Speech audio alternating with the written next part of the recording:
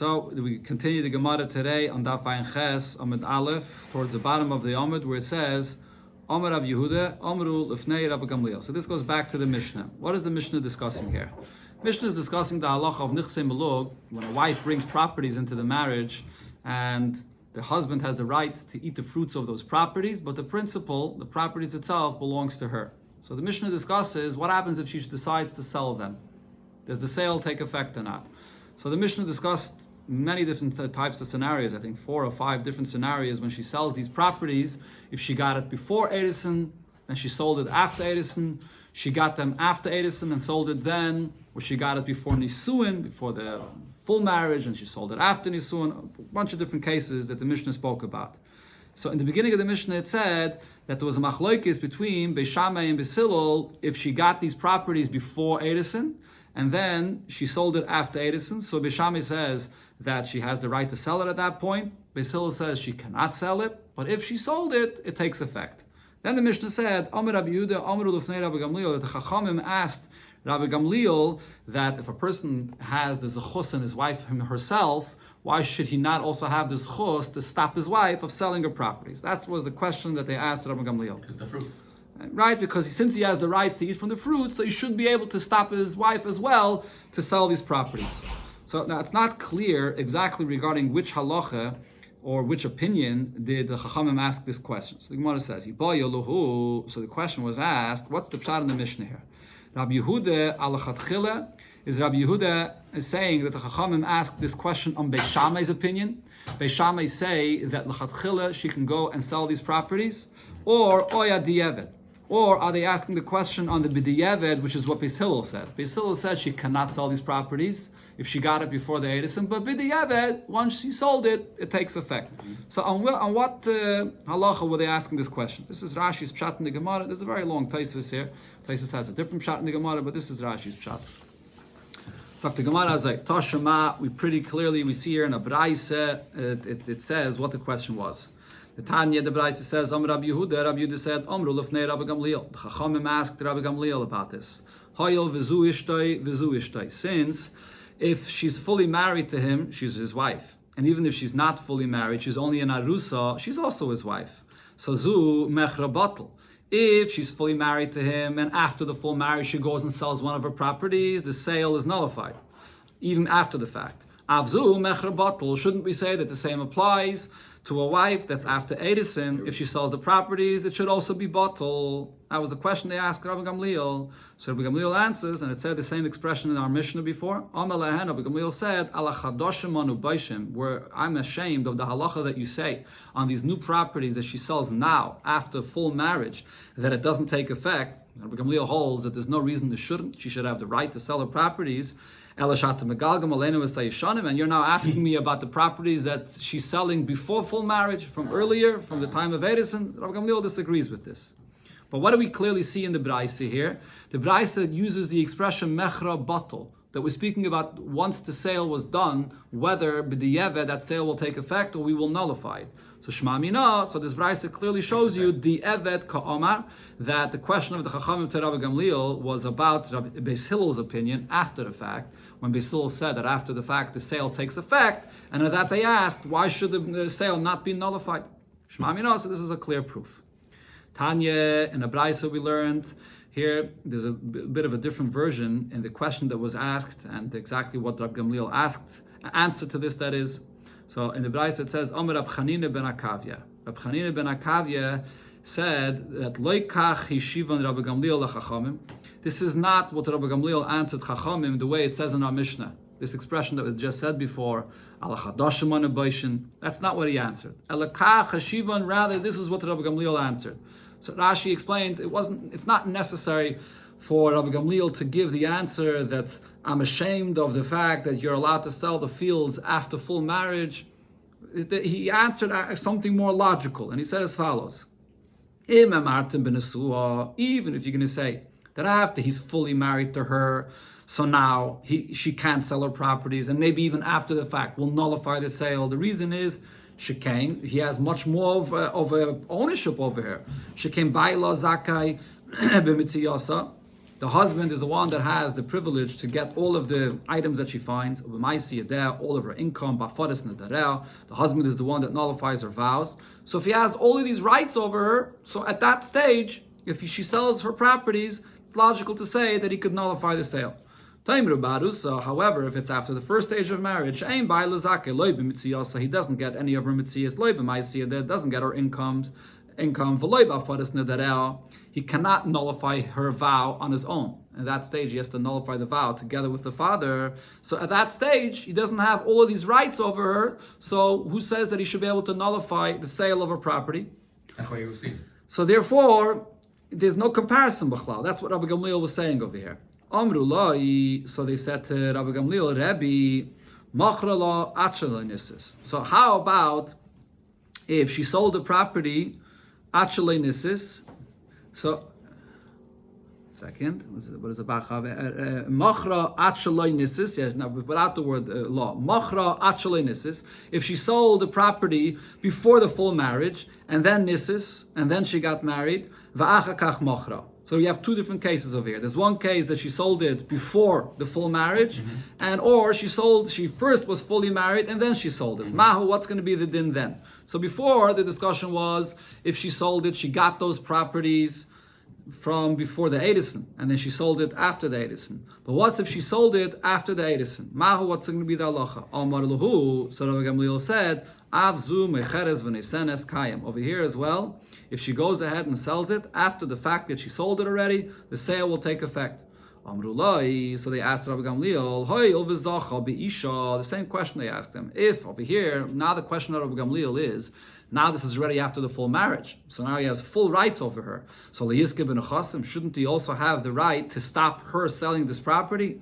Amalahem, so Rabbi Gamliel answered them. Over here, he gave this answer. I'm embarrassed about the fact that he's saying that a property that she received after the nisuin, that she doesn't have the right to sell that. So for sure, a property that's yishanim, that she got from before the full marriage, for sure she shouldn't have the right to sell this. So there's two different, according to this version of the Braise, there were two different answers Rabbi Gamliel gave. One answer he gave to explain why at the stage of Edison she can't sell the property, because by Edison she's not fully in his control. He doesn't have rights over her as much. And then the second question they asked him was regarding after Nisuin, when she gets the properties from before Nisuin and she sold it after Nisuin. Even then, Rabbi Gamliel says, I still think that if it was sold, that the sale should be nullified. Now the lashon that it says over here in the Braise is that Rabbi Gamliel said they were discussing with him what happens if it was already sold. Should the sale be nullified or not? Okay, so now the Gemara says, but if you go back to Rabbi Gamliel, the way it was quoted in our Mishnah before, for Ha'anan Tanan, but in the Mishnah, Rabbi Gamliel's opinion about this was quoted differently. There it says, Achale Nisas V'Nisas, if she got these properties before full marriage and then she's fully married and now she sells it, Rabbi Gamliel says, if she sold it, then the sale takes effect. Okay, so let me just switch what I said a moment ago. The stira, the Gemara is asking over here is, go back to the lashon of the Braise before. The lashon it says is, Avzu moicheres v'noisenes kayam. That l'chatchila, even after full marriage, she can go ahead and sell it, give it as a gift, and it'll take effect. What did it say in our Mishnah? Rabbi Gamliel said, only b'di'evet. If she sold it after the fact, then we will not nullify the sale. So the question is, what's Rabbi Gamliel's opinion after Nisuin? L'chatchila she's allowed to sell it, or only b'di'evet? What does she give gift? Same thing. Amar Rav Zvit, so Rav Zvit answers that you're going to have to change the gears in our Mishnah. Tni moicheres v'noisenes kayam. You have to learn in our Mishnah that she can go ahead and sell it and give it as a gift, and it'll take effect. Okay, so this is... there's a machlokes actually in the Rishonim about this. There's a Tosfos over here because we have a stira between the Mishnah and the Braise, whether only b'di'evet or even l'chatchila. For some reason, according to Rashi, the Gemara is saying change the gears of our Mishnah and say that she could sell it l'chatchila. But it's not clear why we would have to change the gears in our Mishnah. Maybe change the gears in the Braise. Usually a Mishnah is more meduyik. So maybe you should change the gears in the Braise and say that in the Braise read that Rabbi Gamliel only said that b'di'evet she could sell it. Not only that, according to this, it would actually come out that Rabbi Gamliel is following Beis Shammai's opinion, Beis Shammai is the one that said in the beginning of the Mishnah, Timkar, the Lechatchila, she can go ahead and sell it. So it's very interesting that Rabbi Gamliel goes with Beis Shammai. So therefore there are other Rishonim that say, there are guidance in the Gemara, that the Gemara is changing the gears in the Braisa, that only B'di'evet could she sell it, like Beis Hillel said, and not Lechatchila. Okay, so those are the two gears here in this Gemara. Second, Rav Papa says, Lo Ikashya, the contradiction between our Mishnah and the Braisa, whether she could Lechatchila sell it, or only b'di'evet is not a question. Ha Rabbi Yehuda Ali with Rabbi Gamliel, and Ha Rabbi Chanina ben Akavia Ali with Rabbi Gamliel. There are two opinions that are telling us what Rabbi Gamliel's opinion is. We see in the Mishnah brings that both Rabbi Yehuda had a discussion about this with Rabbi Gamliel, and Rabbi Chanina ben Akavia had a discussion with this.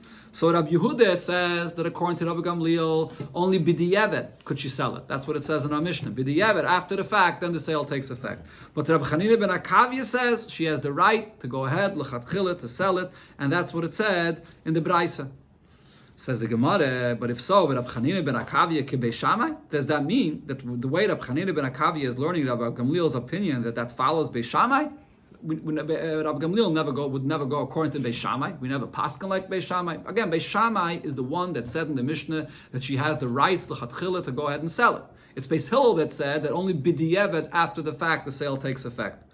That argument between Beis Shammai and Beis Hillel was even after Edison. How much more so even after Nesuin, when she's fully married? For sure, only according to Beis Shammai could she l'chatchila sell it. So how would we say that Rabbi Chanina ben Akavia goes according to Beis Shammai? Says the Gemara, Hachi Kama. This is what Rabbi Chanina ben Akavia is saying, that Leinechlaku Beis Shammai and Beis Hillel al davazeh, that really Beis Shammai and Beis Hillel never argued about this. Everybody would agree, according to Rabbi Gamliel, that Shilchat Chila has the right to go ahead and sell these properties, and that's even after the Nisuin. Gemara now brings another opinion here. Rav and Shmuel Damri Tavayu. Rav and Shmuel both said, whether she got these properties before Edison, or she got these properties after Edison, Venisis, and now she's fully married. Not only does she not have the right l'chatchila to go ahead and sell it, but even after the fact, the sale is nullified and the husband could come and confiscate them from the buyers. Says the Gemara, come on, according to whose opinion is this? The like Rabbi Yehuda, the like Rabbi Chanina. Rabbi Yehuda said that b'di'evet, after the fact, the husband can't confiscate it from the buyers. Rabbi Chanina ben Akavia said that even l'chatchila the wife could go ahead and say and sell it. Rav Shmuel is saying that even after the fact, he can go and confiscate it. Whose opinion is this? Says the Gemara, Inu the Amri Rabbi Seinu. Rav and Shmuel are following the opinion of our teachers that is taught in the Braisa. The Tanya Rabbi Seinu, Chazru v'nimnu, that after this whole discussion, all the different opinions about this, the Rebbes took again account to see what they're going to paskin, and then they paskin bein shenoflu la achalei tisaris, whether she got these properties before Edison. Bein shenoflu la mishenesaris venisis. She got it after the Edison, and then she got fully married. And she goes and sells these properties. The sale does not take effect. The husband could confiscate these properties. Which day is that? Rabbi Seinu. Zok the Gemara, Mishenisis Elu ve'elu maidim. Then it said in the Mishnah that once she's fully married, that everybody will agree that the husband could stop her from selling these properties. Says the Gemara, Leime tanina takanas usha. Does this mean that what it says in our Mishnah is a raya to what we once learned before, something that in Usha, when the Chachamim were in Usha, they instituted. So seemingly over here what it says in our Mishnah is the same thing that they instituted in Usha. Amar Rabbi Yosef bar Chanina. Rabbi Yosef bar Chanina said, "B'usha hiskinu," that in Usha Chachamim instituted, and they spoke about this subject. Ha'isha shemachra b'nichsim melug b'chaye baila. A wife that sells the nichsim melug, these properties that she inherits, and the husband eats the fruits of it, and she sells it in her husband's lifetime. Umeisa, and she passes away. So now, after his wife passes away, the husband can take these properties away from the buyers. So seemingly that's the point what it says here in the Mishnah, that if she's fully married and she sells these properties, the husband can come and confiscate it. Says the Gemara, it's not the same thing. Masnise, in our Mishnah, this entire concept that we're speaking here in our Mishnah, that the husband can stop her from selling it or can confiscate it after the sale, that's b'chayeha. That's in her lifetime, ulepedes. And the reason is because while she's still alive, the husband has the rights to eat the fruits from these properties. So therefore, he can say that by you selling these properties, even though the principle, the properties itself belongs to you, but you're taking away my ability to have the benefit of the fruits. So therefore, Chachamim gave him the ability to stop the sale or to confiscate the properties. Takanas Usha, however, what in Usha they confiscated is something else. Begufa shel karka, regarding the property itself. Ula achamisa. Usually a husband will inherit his wife. After she passes away, whatever properties she owns, the husband will inherit. Now, but without this takana of Usha, I would say, if she sold the properties before she passed away, he has nothing to inherit. In Usha, they were masakin, they instituted that if she sold it in his lifetime and then she passed away, he will be able to go and confiscate the properties itself from the buyers. So that's a different halacha. That's a new takana that does not say in our Mishnah. Then it said in the Mishnah, another opinion about this whole entire subject. What properties could she sell or not? Rab Shimon chaylik bein achasim. Rab Shimon made a difference, depends what the properties are. The Mishnah said that Rab Shimon said that if it was properties that were known to the husband, Yeduin, he knew about these properties, that she's receiving them, so then she can't sell them. But if the husband did not know about these properties, so then she should not sell them, but if she sold it, the sale takes effect. So the Gemara wants to understand exactly what is known, what does it mean known, not known. Eila ein Yeduin ve'eila ein she'ein Yeduin. What are those that are known to him that we say that she cannot sell, and what are those that are not known to him and she could sell? Or b'di'evet, if sale takes effect. Rab Chanina, Yeduin means mekakoi.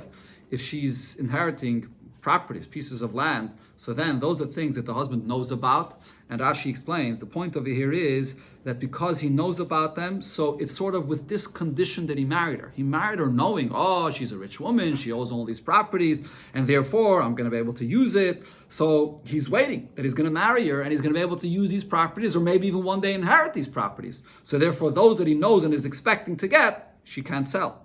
But she'einin Yeduin means metaltlin. If she has any valuables that she brings into the marriage and he has no idea about them, so the condition of the marriage, he's not thinking about these valuables that he has no clue about. Rabbi Yechanan has a different interpretation. Eilu ve'eilu Yeduin hein.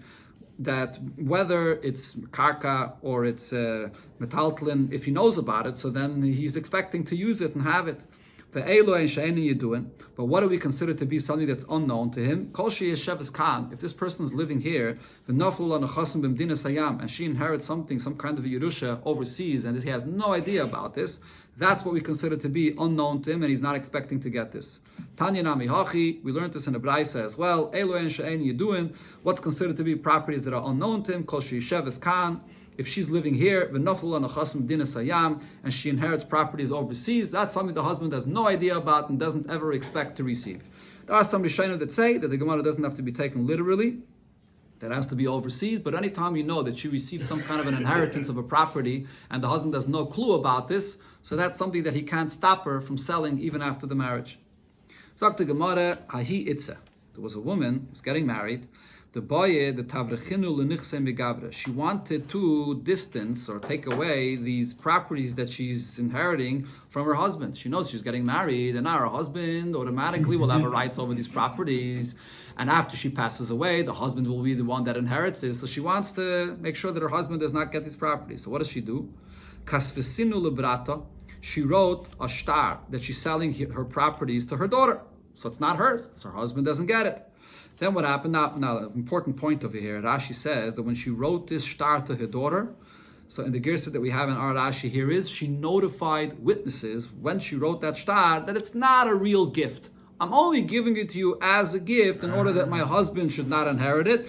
But then, if my husband passes away, or if my husband passes away or I get divorced, so then I will get the properties. And then, that's he made it clear. That's what Rashi says. Tosfos disagrees though, and all the Rishonim basically disagree with Rashi, and they all say no, that she did not bring any edim to say that this sale is not serious. She just wrote that I'm giving it as a gift to my daughter, and that's it. So let's see what happened over here. It's called kombina. Yeah, but even according to Rashi, it wasn't a clear Tanai that was written into the shtar.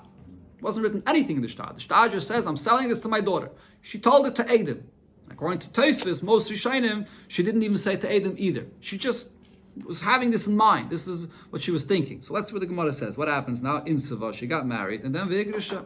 Now she got divorced. She wants to take back these properties. But what happens now? The daughter did not want to give the mother back the property. She says, it's my, you sold it to me. Rav Nachman. So they came to Rav Nachman with this dentaida, and she pulled out the star. She saw the daughter showed the bezdin the star that it belongs to her.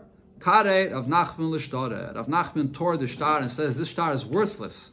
So what happened over here? No star. Azal Rav Anan l'kamei de Mar Ukve. Rav Anan went in front of Mar Ukve and complained about this psak of Rav Nachman. Amalei chazi Mar Nachman chaklo. Look, Rav Nachman is acting like a farmer. He's paskening a din, tearing a star. How can he do such a thing and tear a star? Okay, so he says heichi mikra star dinchi. How does he tear a star of people?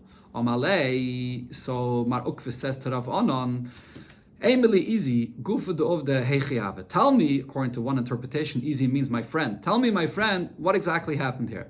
Amalei hachi v'achiyave. So he told him the whole story. This wife, she gave the star that it belongs to the daughter, and then now she got divorced and she wants to take the properties back of her daughter. Amalei. So Mar Ukve says, if so, what he did was right. Star mavrachas kamris.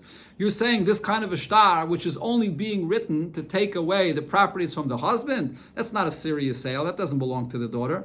Shmuel says that I've been given the ability to paskin halachas, and the halacha that I paskin is if a star mavrachas comes to me, and now this person that has this star wants to keep these properties for himself, I would tear the star. So over here as well, the star does not the properties that is does not belong to the daughter. It belongs to the wife. Amalei Rav Rav Nachman. So Rav says to Rav Nachman, but not necessarily could we apply the psak din of Shmuel to our case. Why not? The reason why Shmuel said this is a person would not leave things away from himself, to give away things and just give it to somebody else like that. The fact that you have a star, that a person is just giving away his properties for someone else, it's clear that it's only being done because he doesn't want someone else to get these properties. So this is, again, what's called a star mavrachas. But maybe Shmuel only said that if you're giving the properties away to someone else, but in this case, when a mother gave it to her daughter, so Yahiva, maybe the mother gave it to her own daughter. Maybe the mother did want a thing to give it to the daughter without any condition to take it back. So the Gemara says, no, afilahachi, nevertheless, the halacha of Shmuel applies here as well. B'makim brata nafsha adifa. Even if it's your own daughter, but this mother for herself, she wants it for herself rather than giving it to her daughter, and therefore it's clear that the star was written as a star mavrachas. So as I mentioned before, there's a machlokes between Rashi and Tosfos, what we're speaking about over here. So the Rishonim say, according to Rashi, that there were witnesses that were there. She said clearly to the witnesses that this whole star is only being written to take away properties away from the husband. So it's a very big pella how you learn pshat in this Gemara. Why was Rav Anan so shocked that Rav Nachman tore this star? There were Eidim here that she said to them clearly that I'm only doing this to take it away from my husband. So therefore, most Rishonim say that there was no Eidim. You look at the star, it looks like a clear star. And usually you have a cloud, Dvarim Shebelev Einim Dvarim. Whatever you're thinking about in your heart is worthless, and you wrote a star. It doesn't make a difference that you were thinking this. And the Chiddush in our Gemara regarding this star Mavrachas is that Tosfos says over here that even that it's not considered to be Dvarim Shebelev. It's so clear to everybody. It's just a Gili Milsa. Everybody understands that that's what she meant to do. And therefore, even though she never specified it clearly, there's no Eidim, there's no Tnai, but nevertheless, this star Mavrachas is not a full sale. Like Gemara asks, we see this discussed in a Braisa. There's Tanoim that speak about this story here. If a wife wants to distance her properties from her husband, what does she do? She writes a shtar pasim, which is basically the same idea that we're speaking about, a shtar mavrachas. Rashi says pasim means a shtar of appeasement, that she's appeasing la'achayim. In other words, she's writing to somebody here, I'm giving you these properties, but she doesn't really mean it. It's just to take it away from her husband. And it takes effect. It will accomplish what it has to accomplish. It will take away this property from the husband, even though the sale is not a full sale. But Chachamim say, if you're going to write such a star, then you have a problem. Because then, this buyer that got this star can go and laugh at this wife that wanted to take it away from the husband, and she can keep it. You have to clearly write into the star itself, I'm selling you this property from today, and when I will agree, the sale should take fully effect. But if you're not going to write that condition into the shtar, then it will not take effect. So now, from the Chacham's opinion, we clearly have a question on what Shmuel said. The reason why this would take effect, and she can then take the properties back to herself, and it shouldn't be a full sale, only if you write that clearly as a condition. But if you did not write this clearly, the lekeach will acquire it and they'll laugh at the wife and take it for herself. So how did Shmuel say that every shtar mavrachas I would go and tear it, even without having a condition written clearly into the shtar? Rab Zera answers, lekashia, this is not a question. Ha bekulo. If we see when Shmuel said that when you have a shtar mavrachas, that we know that the sale did not take effect really, that's if she wrote all of her properties for her daughter or for anybody else. Over there it's clear that she meant only to take it away from the husband. Why would a person give everything away? And ha b'miktsasa. And over here in this brayso, it's speaking about a person or a wife that's giving away some of her properties to someone. So over here, because it's some of it, if you're not going to clearly write that it's just for taking it away from the husband or making a condition only if I agree that the sale should take effect, so then it will take effect, because over here, if it's some of it, it could be that it's a real sale. Frag the Gemara another question here. What does it come out from what Shmuel is saying? This shtar mavrachas, we tear the shtar and we don't allow the buyer to keep these properties. That's not true. But on the other hand, though, it does accomplish to take away these properties from the husband. In fact, the Gemara, why? If he's saying that the sale does not take fully effect, and the lekeach will not acquire them, so shouldn't the husband then have these properties for himself? It doesn't take effect for the lekeach, so it should go back to the husband the way it's supposed to be. Amar Abaye, so Abaye said, the Chachamim consider this to be like those properties that are unknown to the husband, and the husband did not marry her with the condition thinking that he's going to get these properties. Since we see that she's selling these properties off to someone else, even if only temporarily, but it's like those properties that the husband does not expect to receive. And like the opinion of Rab Shimon that was quoted in the Mishnah, then in such a case, the wife that is has the ability to take it away from the husband. Okay, let's go a little bit weiter, if that's okay. Yeah? Okay. Next Mishnah. Go ahead. Heilige Mishnah, Naflula Kisofim. What happens if she inherits? Again, we're all talking about that concept of Nichsei Malug. She gets properties or monies. Over here, she got money. So again, the halacha of Nichsei Malug is the principal, the property itself, the guf, the keren belongs to the isha. But the paytis, whatever produce comes out of it, profit, that goes to the husband. So if she gets money, so now this money as well, the paytis of it would have to go to the husband. Now how do you have paytis regarding money? So what do? You lakach ben karka, you take this money that she inherits, she brings into the marriage, and you buy a property with it, and v'hu oichel paytis, and then he can eat the paytis of this property. Paytis atlushim min akarka, if she brings into the marriage a bunch of fruits which are already detached. So also, you lakach ben karka, you sell these fruits and you buy a piece of land, and the husband will be able to use the paytis of this karka. So again, the halacha always is, no matter what she gets, you have to buy a piece of land in order to make fruits available for the husband to use. Sagt the Mishnah weiter, paytis hamuchubarim bekarka. What if she brings into the marriage paytis that are attached to the ground? So now the question is, what's the status of these paytis? Rab Meir says the same thing. Because these paytis already grew before they entered into this marriage, so shamin noisa, so therefore we have to evaluate the value of these paytis. And how do you evaluate it? Kami hiyafa bepaytis. You evaluate the property, what's its value with the paytis, the kami hiyafa below paytis, and what's its value without the paytis. And then that money that you can make by selling this, you have to take it and buy another property, and again the husband will eat yilakach ben karka. You'll buy with it another land, and v'hu eichel peiris, and the husband will eat the peiris of this property. So the point over here, according to Rab Meir, is that because these peiris grew in her possession before they came into the marriage, so therefore these peiris are like the principle itself. This is the keren. This is what she's bringing in. This is the item itself that she's bringing into the marriage. So then that itself you have to sell and buy a property. The Chachamim say, Hamuchubarim lekarka, if she brings peitis that are attached to the ground into the marriage, shaloi. So then those peitis, we consider those peitis to be his, Since they're attached to the ground, so then we say it's the ground itself, it's the karka, which is the keren. The peiros do not have a halacha of keren, because she's going to keep the karka itself. So even though she's bringing the peiros with the karka into the marriage, but the peiros are going to be his, we're going to say right away that he can eat those peiros all for himself, and it's the karka that she keeps. You don't have to go and sell the peiros and then buy another karka. The peiros will be his. Only the peiros that are detached from the ground, that is hers, and v'yilakach ben karka, and then you're going to have to go and buy a piece of land, v'hu eichel peiros, and he eats the peiros from this. Rab Shimon says, now Rab Shimon is going to say something that's basically the same as the Chachamim, but he just puts it in different words, so the Gemara is going to explain what's the difference between the Chachamim and Rab Shimon. But Rab Shimon says as follows, in a situation where his power is stronger when the money that she brings into the marriage is to his benefit, and what is he talking about over here when it's to his benefit? That she brought the peiros into the marriage, and the peiros are attached to the ground. And because the peiros are attached to the ground, so we say that the ground itself is hers, the karka is hers, and the peiros is fully his.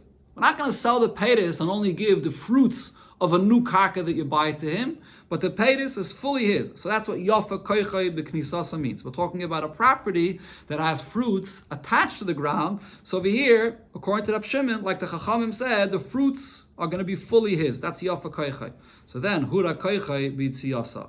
So when he divorces her, or she leaves his possession, so then his power will be weaker. What does it mean? His power is going to be weaker. She is going to take the entire property, including with the peiros, everything. She gets everything. On the other hand, if it's a situation that the fruits that she's bringing into the marriage, his power is weaker. Why is his power weaker? Because here we're talking about fruits that are detached from the ground. So if they're detached, she doesn't get the fruits itself. You're going to have to sell those fruits, and he only gets from the property that's bought only the fruits of that new property. So he doesn't get those fruits fully. So then, when he divorces her and I have fruits that are detached from the ground, she doesn't take those fruits. He keeps those fruits and she just takes the karka itself. But the Mishnah here that it spells out. When you have peiros that are attached to the ground, so and when they come into the marriage, that's fully his. Or when he divorces her, she takes the entire property with the fruits. But when they come into the marriage and there's detached fruits minakarka from the karka, so then b'knisasa shala, when they enter into the marriage, because they are detached from the ground, so the peiros itself are hers, and you're gonna have to sell them, and he only gets the fruits of the new property that's bought from these peiros. And then if he divorces her, when there are fruits that are detached from the ground, he gets to keep them. She only gets the karka itself. So let's see a little piece of the Gemara here. Zak the Gemara zay. When it comes to what the Mishnah says here, let's say she comes in with a big bank account. That's a lot of money. And we're going to have to buy a piece of karka for the husband to be able to eat the fruits. What kind of karka are you going to buy? Now there could be an argument between the husband and wife. What kind of a karka should we buy? So the Gemara says, Pshita, the halacha is going to be obvious as follows. Ara ubati. If there's an argument, should we buy with this money a piece of land in order to plant it and to grow produce? Or bati, to buy a house with it? So what's more beneficial? That the husband could have the benefits of this. Ara, we buy a piece of land. Rashi says the benefit of buying a piece of land is two things. First of all, there's more produce, you'll have more profit from a piece of land where you're going to be able to plant there than a house. And second of all, a house is something that eventually deteriorates and gets destroyed, whereas the piece of land itself does not get destroyed as much as a house. Bati v'dikli. If there's an argument whether they should buy a house with this money or they should buy a palm tree. So bati, over here you buy a house because a palm tree eventually dries up quicker than the deterioration of a house. Dikli v'ilani. There's an argument whether they should buy a palm tree or any other trees. Dikli, you buy a palm tree because that lasts longer, I believe. Ilani v'gufni, whether you should buy trees or a vineyard. Ilani, you buy a trees, not a vineyard. A vineyard is weaker, it doesn't last as long as trees. Now another halacha the Gemara says, if she brings into the marriage, she brings in a forest of trees, and these zeradata is some kind of a thorn trees, trees that don't give any fruits at all. Or operi de kvari, or she brings in a pond which have peiros in it. What's the peiros of a pond? Fish. A pond of fish. So now the question is, what status does it have what she brought in over here into this marriage? Is this like fruits that she brings, like detached fruits that might go directly to the husband? Or is it like the principle itself that will not go to the husband, and then you're going to have to sell this in order to be able to provide for the husband his fruits? Omri la peri, there are those that say that this forest of trees that have no fruits, or this pond of fish, that's considered to be like peiris, that you can cut it for firewood, you can take out the fish from the pond, so those are the peiris that he gets from it. V'amri la karna, but there are others that say that no, this is considered to be keren, this is the principle itself, and the reason is because the trees, it doesn't produce any fruits. The same thing with the fish pond, it doesn't produce any fruits. If you empty out the fish from the pond, there'll be no more fish left over here. So the Gemara concludes like the opinion that says that there's no fruits here, klala the milsa, because the rule is as follows. Gizay machlif peire. If you have a tree that's not providing any fruits and you cut wood from it, you're going to cut the trunk of the tree. And when you cut the trunk of the tree, it's going to grow back. The tree is going to go back. So then it's considered to be like peiris, because you can cut it for the wood and it's going to grow back. But if you cut it and it does not grow back, then karna. This is the principle itself. There are no peiros over here, because if you cut it, it does not grow back. And the same thing is also with the fish pond and these trees that have no fruits in it, because if you take out the fish or if you cut down these trees, it's not going to grow back. It's not going to produce fish anymore. So therefore, there's no peiros here.